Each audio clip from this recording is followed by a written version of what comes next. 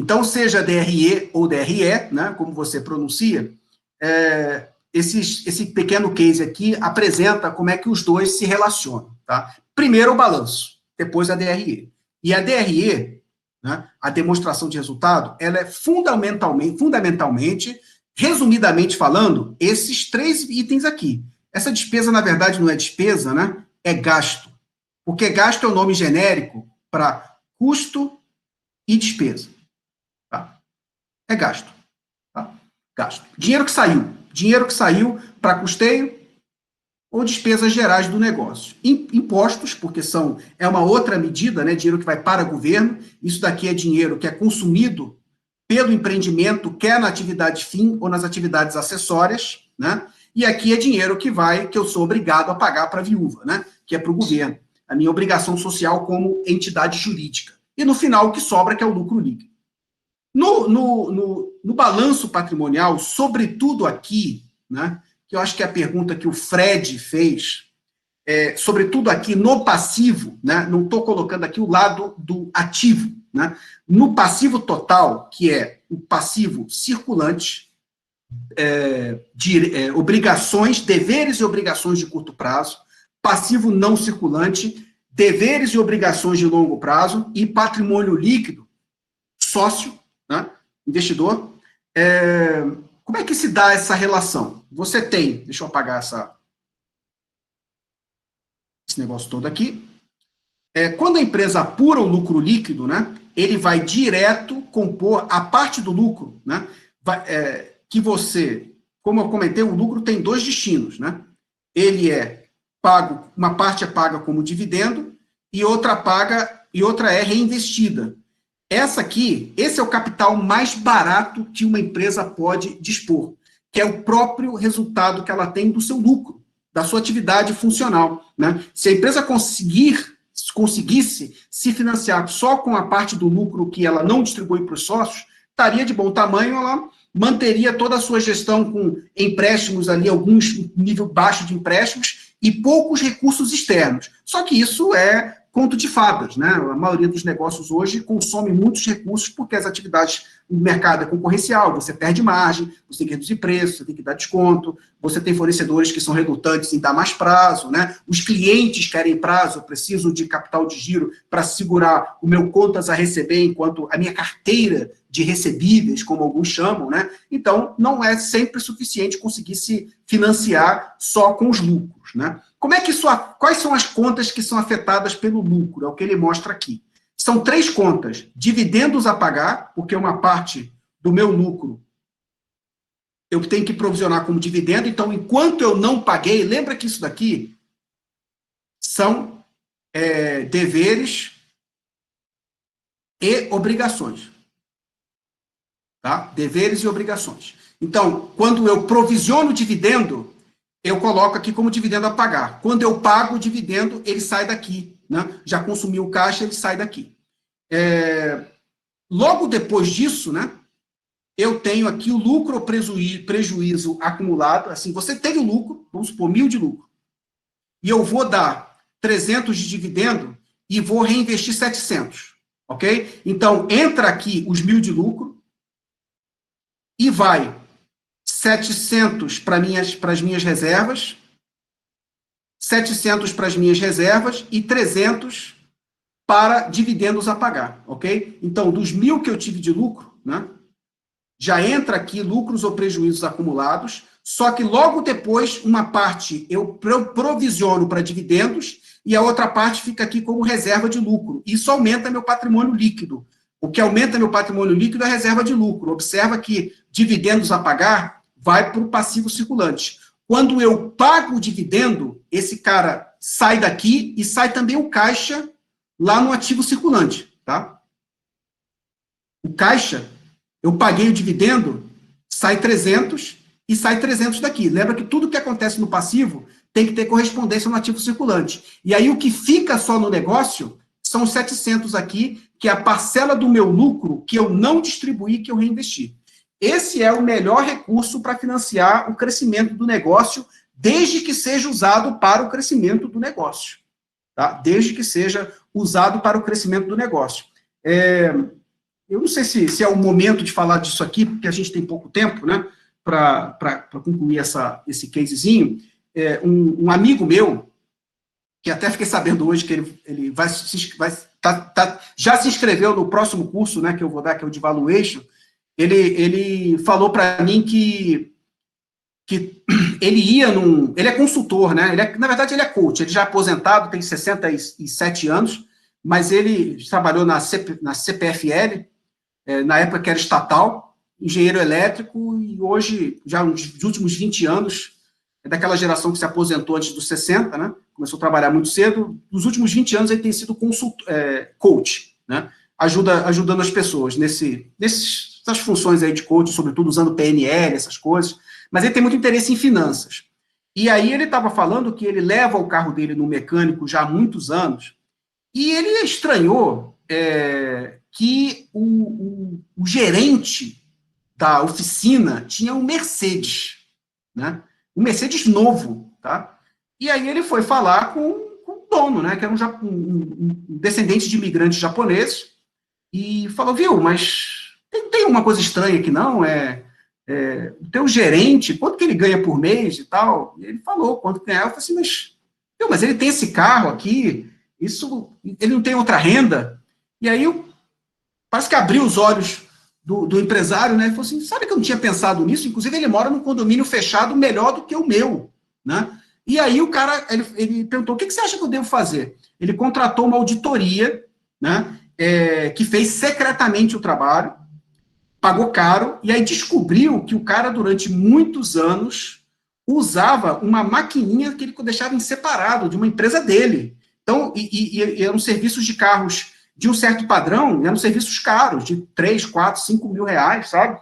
E, às vezes, sempre que ele podia, ele... Imagina, é igual você ter uma empresa que não tem custo. Esse cara, esse gerente, ele só tinha na empresa dele aqui, ó, ele só tinha receita. As despesas todas aqui, quem pagava era o empresário, era o patrão dele. Então, ele montou um império, né? Porque imagina você ganhar sem gastar, né? Mas todos os outros réis mortais precisam gastar para ganhar, né? Então, assim, uma das formas, inclusive, esse próprio empresário dessa oficina, muito provavelmente fez o seu negócio crescer reinvestindo lucro, né?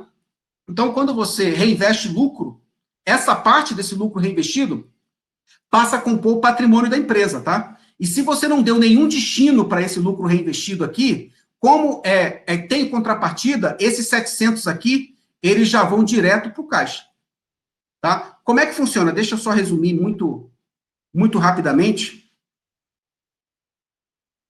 Você lucrou os 1.000, tá? E aí, o teu lucro aqui, a tua reserva aumenta de 1.000. Só que você, desses 1.000, né? E aí teu caixa aumenta de 1.000 também. Entrou 1.000. Lucrou 1.000, né? Entrou 1.000 no patrimônio da empresa. Só que agora eu vou tomar a decisão. Ah, professor, mas e o dividendo? Calma, o dividendo é depois do lucro. Já que lucrou, aquele dinheiro ainda está ali na empresa, ok? Então, é mais 1.000 que entra como lucro ou prejuízo acumulado, né? E, consequentemente, mais 1.000 de caixa, teoricamente. E aí eu vou provisionar desses 1.000, 300 para pagar de dividendo e vão ficar 700. Então, logo, quando eu pago o dividendo, né, isso daqui cai 300, logo, o meu saldo é 700, que é exatamente a parcela que ainda está lá, que vai ser composta como reserva de lucro. Dos 1.700 vai para a reserva de lucro e 300 como dividendos a pagar. Quando eu pago esse dividendo, porque está ali 300, aqueles 300 ainda são meus enquanto eu não pago. É igual o dinheiro do fornecedor. Enquanto eu não pago o fornecedor, aquele dinheiro é meu. A partir do momento que eu paguei, aquilo se cessa, aquele débito se cessa, né? É quase como um capital que está ali à minha disposição. Se eu conseguir convencer ainda os sócios a não receber esses 300, aquele dinheiro fica ali no caixa da empresa e deixaria de sair, né? Mas a partir do momento que eu vou pagar os dividendos, paguei, eles saem do meu passivo, saem do caixa e vão para fora da empresa, já não são parte do patrimônio da empresa. E aí a única parcela do lucro que fica lá são esses 700. Beleza? Por enquanto, isso, né? Vamos continuar nesse nosso case. Pode falar. Alex, eu não sei se vai alongar demais a discussão. O conceito de reserva de lucro não é muito claro para mim, né? Mas você está me falando assim que, num primeiro momento, quando não se tem destinação no fechamento contábil, o valor residual, ou seja, que dá a diferença entre o lucro e os dividendos, que é o provisionamento de dividendos, ele ficaria em reserva de lucros até ter uma destinação. Se não tiver, ele entra automaticamente para o caixa no próximo exercício, é isso? Não, é quase isso.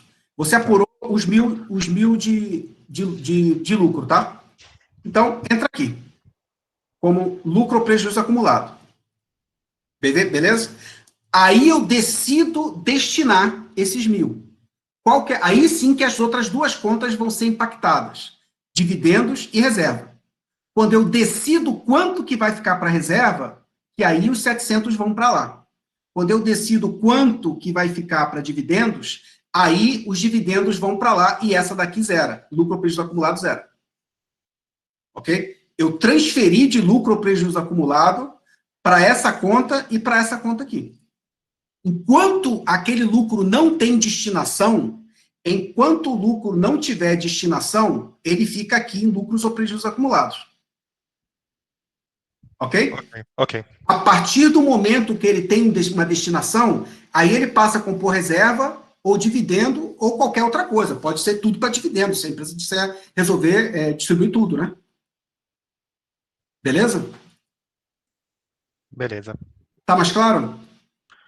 É, um pouco mais, mas eu acho que ao longo eu vou começando a entender. É que o conceito de reservas de lucro não é perfeitamente claro para mim ainda, mas eu consegui entender a sua linha de raciocínio aí, tá perfeito. Beleza. Se a dúvida prosseguir, porque é muita informação, tá? É muita informação. E muita coisa para conectar e coisa nova, tá? Mas a gente vai repetir isso aqui. Repetição, tá? Repetição e vai repetindo e ampliando e depois trazendo todos os links de novo, conectando as partes novamente, tá? Mas se a dúvida perseguir, por favor, não hesite em perguntar. Claro, claro. Eu acho que eu só fiquei com a dúvida no momento em que você disse, tá na reserva de lucro e automaticamente vira caixa, por isso que eu confundi ali. Porque tudo que está nesse lado aqui, tudo que está nesse lado aqui tem que ter uma contrapartida, tá? Sim. E a contrapartida inicial é caixa. Então, aí vem a questão. Quando você lucra os 1.000, né? Os 1.000, o primeiro passo é aqui, lucro ou prejuízo acumulado. Então, tá lá. Ok? Então, 1.000 aqui, aumentou em 1.000 o meu passivo, então eu tenho que ter uma correspondência no ativo. Enquanto não tiver destino, vai para o caixa. Está lá no caixa da empresa. Ok? E esse caixa tem uma origem, que são lucros ou prejuízos acumulados. Aí eu decidi, na reunião do conselho, o que fazer com esses 1.000. E foi aprovado que a gente vai provisionar 300 para dividendos a pagar e 700 para reserva de lucro. Pode ser outras coisas também, tá? 700 para reservas de lucro. Então, esses 700 vão ficar nas reservas, ok? A empresa decidiu deixar como reserva e 300 como dividendos, mas por enquanto o caixa não foi afetado. Mesmo que eu tenha rearranjado, ficou 300 aqui como dividendos a pagar e 700 como reservas, tá? A soma é 1.000, meu caixa não afetou. Agora eu tomei uma decisão, que é a fase seguinte, que vai afetar meu caixa, que é pagar o dividendo. Aí esse daqui zera. Se esse daqui zerou e o meu ativo reduziu em 300, porque esse zerou, logo o meu caixa também vai ser afetado em 300. Consequentemente, 1.000 menos 300 vai dar 700. E esses 300 saem daqui, eu fico só com 700 da reserva. O meu próprio caixa reduz para 700, porque saiu 300 das minhas fontes de recursos. Tá? Perfeito. Aí eu teria na contrapartida a reserva de lucro de 700 para De os 700. Exato. É que sempre a análise é um pouco invertida, assim. Invertida não, né? Erroneamente, talvez. Mas, na verdade, quando você pensa em contabilidade, eu estou entendendo assim: o valor do caixa tem que ter uma destinação, seja em reserva de lucro, seja em provisionamento de dividendos, mas, assim, essa é a contrapartida. Então, essa ótica que é difícil, às vezes, enxergar. Mas agora eu entendi perfeitamente o que você disse. Bacana. E aí, depois que você tem esse caixa aqui, né, a fase seguinte, que é a fase difícil, é você decidir o que fazer com ele, né? Aí já é a fase seguinte, mas você vai distribuir o caixa aqui, vou comprar novas máquinas, sei lá, vou aumentar meu estoque, mas de qualquer maneira os 700 continua lá, ele só vai sair do caixa, e continua aqui tua reserva de 700. Ele só foi rearranjado, tá? Alex, Oi. é sempre um espelho, o A é sempre espelho de P? O A porque o A é um espelho de P, porque tudo que você aplica tem que ter uma origem, né? Então, tudo que está no ativo tem que vir de algum lugar. Então, essa é a minha visão, né, como economista, né? Porque o A é o investimento, né? É o que eu tenho que investir para poder produzir. Só que, como economista, eu penso, isso tem que vir de algum lugar, e vem do passivo. Só que interessante, foi a Alba que fez essa pergunta? Eu acho que foi. Foi. É interessante porque, na minha ótica de economista, eu vejo o seguinte, e eu acho que o engenheiro pensa igual também, nesse aspecto, porque primeiro você orça quanto vai custar todo o seu projeto, né? Aí você vem aqui com ativo. Assim, ó, a estrutura vai ser essa daqui, eu vou ter esse arranjo, tanto de estoque, de matérias-primas, não sei o que e tal, vou ter tanto de capital de giro. Você diz quanto que vai custar, vai ser 1 milhão.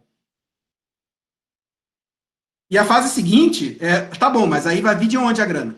Vai vir 300 mil do banco e 700 mil de capital próprio, outra combinação, né? A ideia começa aqui e a realização vem daqui.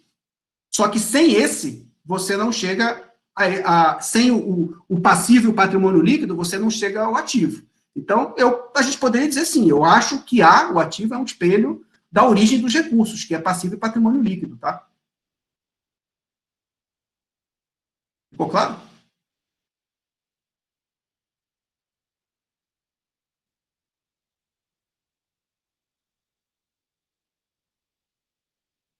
Bom, imagino que sim. Vou passar aqui para um exemplo, né? Prático, né? Para a gente poder entender melhor essa. Agora aqui a gente tem uma estrutura, né?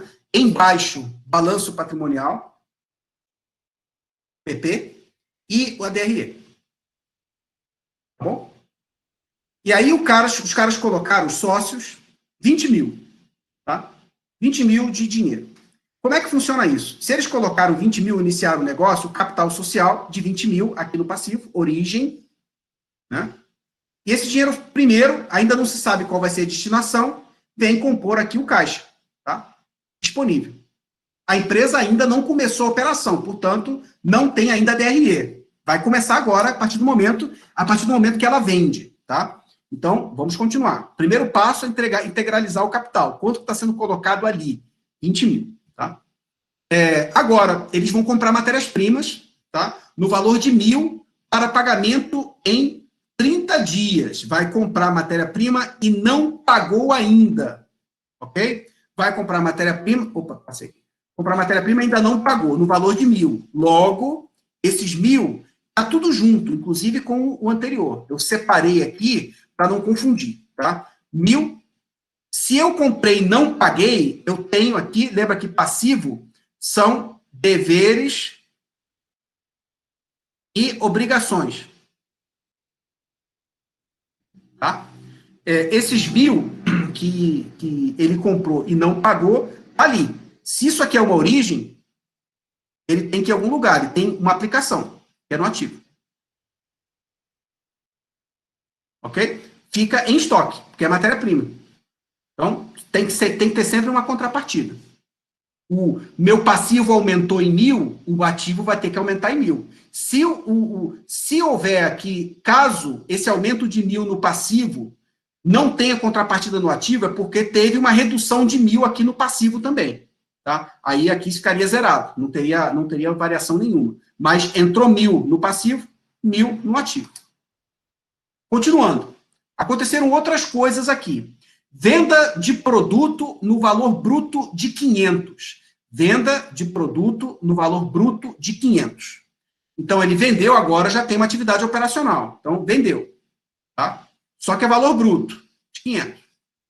Só que metade à vista, né?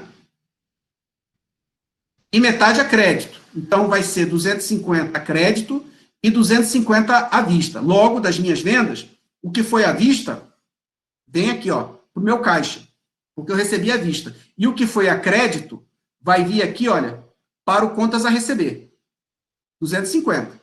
Tá? Dos meus 500, 250 está lá de caixa e 250 de contas a receber.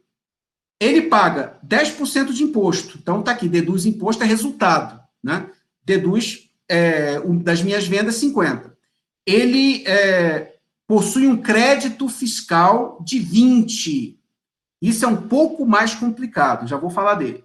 Vou pular e já volto para ele. O custo dos produtos vendidos é de 200. O custo do produto vendido é o que saiu do estoque. Tá? Eu tinha mercadorias em estoque de 1.000 antes, né, que eu comprei dos meus fornecedores, agora daqueles 1.000 saíram 200, né, que foram compor o meu custo de produtos vendidos. Logo, o meu lucro bruto é tudo que entrou menos tudo que saiu.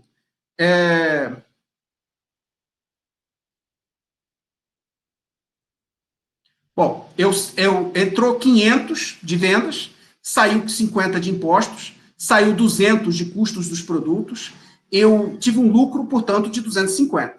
Só que lucro não é caixa, tá? Não é caixa ainda. Né? Por enquanto, o meu resultado líquido é 250. Mas, voltando aqui, o que é o crédito fiscal e como que eu contabilizo isso? O quadro, ele paga 50 de imposto, tá? Vai pagar 50 de imposto. Só que ele tem um crédito com o fisco de 20. A nossa estrutura tributária, ela é uma estrutura em cascata, só que é uma cascata muito perversa. Né? Você tem alguns segmentos produtivos que não conseguem repassar os impostos para ninguém, e outros que conseguem. Então, ao longo da cadeia, se você comprou, vamos supor, você comprou uma mercadoria de 100 e vende por 120. Quando dessa mercadoria já está embutido o imposto, tá, de 30. E dos 120, você vai pagar, sei lá, 45 de imposto, recolher 45. Só que esse imposto aqui você já tinha que pagar. Então, o teu imposto efetivo a pagar vai ser 15. Por quê? 45 menos 30 é 15. Eu tenho um crédito com o fisco de 30, por conta do insumo que eu adquiri. Não é que ele não vai pagar 75 de imposto, porque seria mais perverso ainda, né? Então, se eu comprei uma mercadoria de 100, cujo imposto estava na nota fiscal de 30, e vendo a minha por 120, e pago, o cliente, né, me repassa o imposto de 45, na verdade, o imposto que foi gerado aqui é de 15. Então, o fisco, apesar de pagar 45, o fisco me dá um crédito fiscal de 30, e eu consigo compensar essas diferenças. Esse 30 aqui viria como que a gente chama de crédito fiscal. Esse crédito fiscal, ele é um direito meu. Se é um direito, ele compõe o meu ativo. Tá? Logo, ele fica aqui, como crédito fiscal, só que com sinal negativo. Tá? É um direito, sim, mas é um direito que eu tenho de compensar um valor que está sendo devido aqui, tá? Quer dizer, um valor de 50 que está sendo devido de imposto. E aí o que fica líquido de imposto a pagar não é 50, o que fica líquido de imposto a pagar é 30 por conta do crédito fiscal. Alguém quer falar alguma coisa? O Alex. Quem está falando? Orlando. Oi, Orlando. Então, isso também entra no DRE, né? Lá nos custos, talvez custo ou despesa, isso vai entrar com um sinal negativo. Por exemplo, um crédito de PIS e COFINS. Eu vejo bem pouco. Eu vejo muito mais fazendo a provisão no balanço patrimonial. Não, é que no transporte, por exemplo, é muito comum acontecer isso. Você paga antecipadamente... Ah, sim, isso. Ótima pergunta. Vou deixar você concluir. Não, é que você paga antecipadamente o valor bruto total do imposto e depois tem o crédito por causa do insumo que é usado, que agora, nas novas leis lá, eles estão...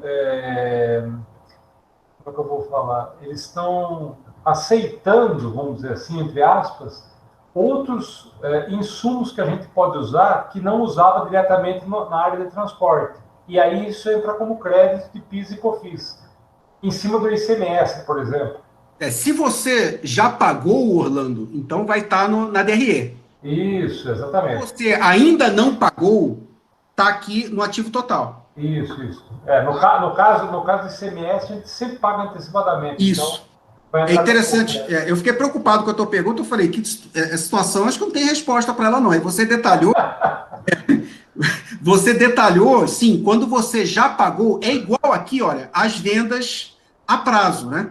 Você tem 500, mas os 500 não estão todos no teu caixa, porque o 250 você recebeu e aqui 250 você ainda não recebeu. O que o Orlando está colocando é que se o crédito, se você já pagou, aí você coloca aqui na DRE. Mas se você ainda não pagou e você tem um direito, ele fica aqui como crédito fiscal pendente para você. Mas é com sinal invertido, porque você tem que pagar. Né? Isso é um direito que você tem de não pagar agora. Né? E aí ele entra com sinal invertido. Tá? Isso aí. Isso é complicado. Essa parte é reino dos contadores, tá? Mas é entender que esse crédito fiscal é algo que eu tenho que pagar, tipo, eu tenho que pagar esses 30. Né?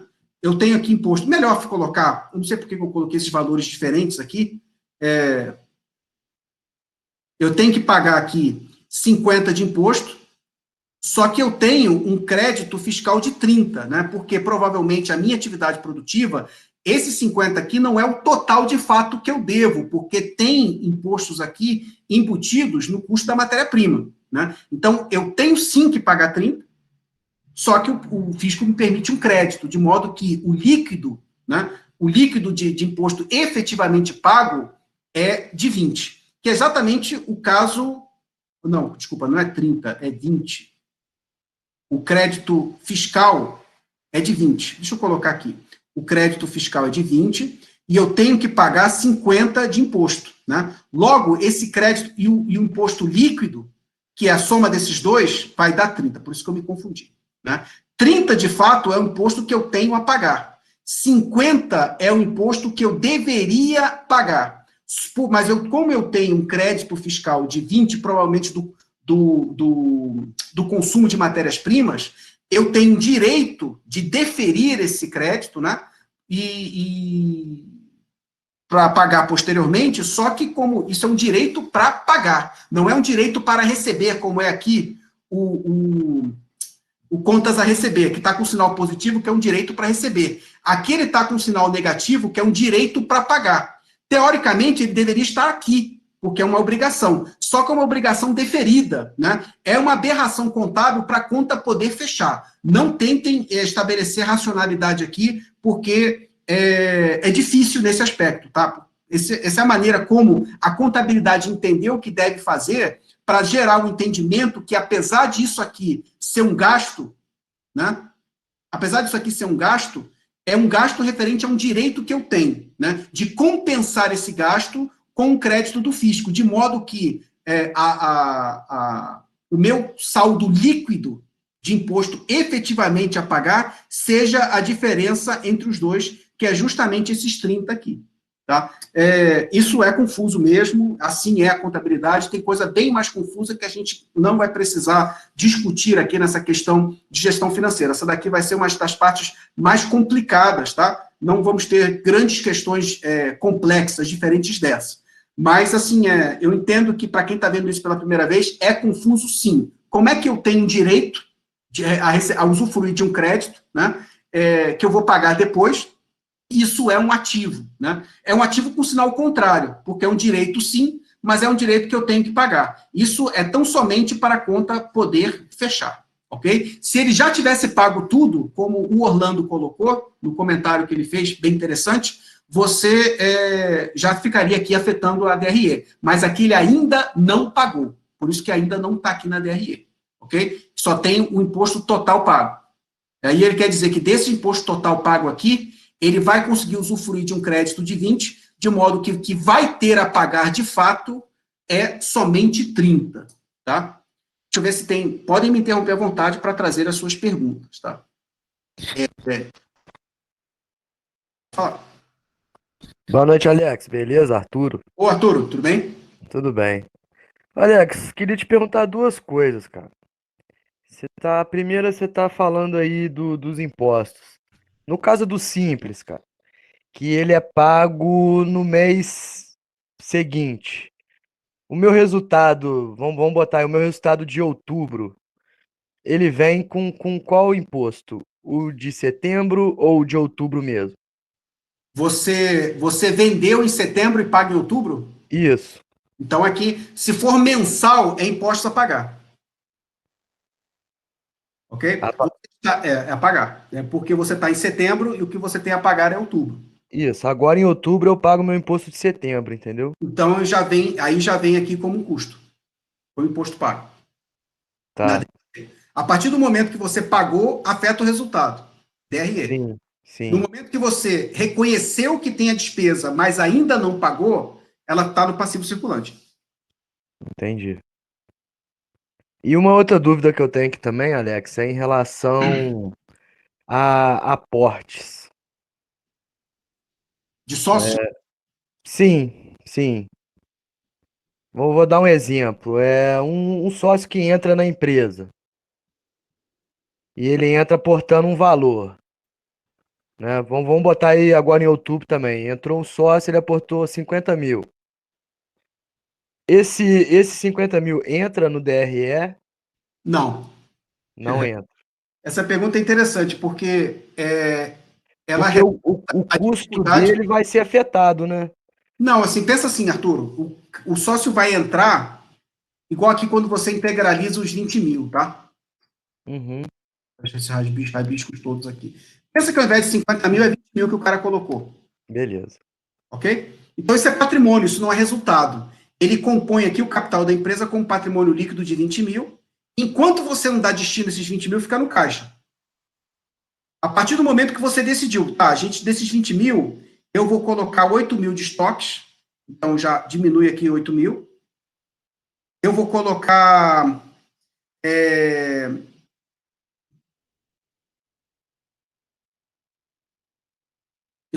mais 8 mil em imobilizado bruto, tá? Uhum, Vai ser. Quanto que está aqui que eu falei mesmo? 8 mil, né? 8 mil de estoque mais 8 mil de imobilizado. Então, você tira 16 mil do caixa, de modo que o caixa agora só fica com 4 mil. Tá? Fica só com 4 mil. Só que se você somar 4 mil com 8 mil mais 8 mil, vai continuar sendo 20 mil e a conta continua sendo igual a essa. Então, assim, enquanto não há produção, enquanto não há atividade produtiva, não tem nada aqui que afete o resultado. Então, o dinheiro do sócio não fica na DRE, só vai aparecer na DRE quando você pagar dividendo para esse sócio. Ok? Então, mas aí eu pego essa parte que vai para o caixa, por exemplo.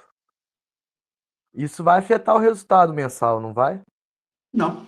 Só se você vender. Aí você vai ter custo. Aí afeta o seu resultado. Porque Não, tudo que é feito aí é troca que afeta o patrimônio da empresa. exatamente. Desses 20 mil aí, eu estou usando 5 para capital de giro, por exemplo. Está no caixa. Enquanto você não gastou, não sai na DRE. Aí você no capital de giro pagou salário. Aí sim, já começa a... Isso. Isso, mas aí é isso que eu tô Salário. falando. Ele vai sair, mas ele não vai entrar esse dinheiro. Quando sair, aí sim, aí começa aqui sair pelos canais de onde ele sai, que é custo, despesa, ou pagar imposto, né?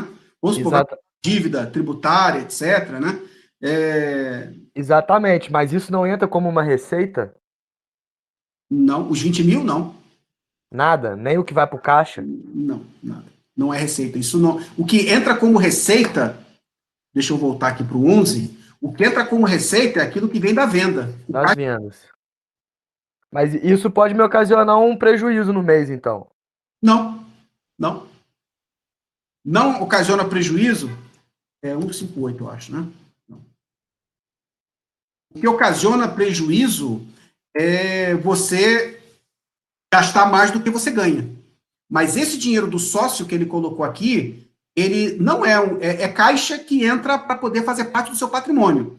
Aquilo que você vai fazer depois com esse caixa que pode começar a afetar esses itens aqui da sua empresa. Tá? Isso gera confusão para muito empresário, Arturo. Esse dinheiro que foi usado para compor capital social é para compor patrimônio da empresa. A partir do momento que você liga o negócio e as engrenagens começam a funcionar, aí sim que você já começa a gerar custo. E se você não vender, você pode não conseguir ter lucro.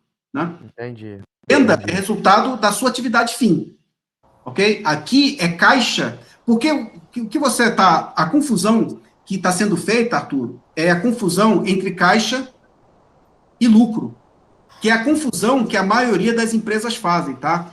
E eu fico contente que você está fazendo essa pergunta, porque é provavelmente a dúvida de muitos, né? Aqui é só caixa das vendas, tá? Uhum. Então, assim, caixa, ele vem de 3 lugares diferentes, e a gente vai ver isso na próxima terça-feira. Esse caixa aqui é só o caixa das vendas.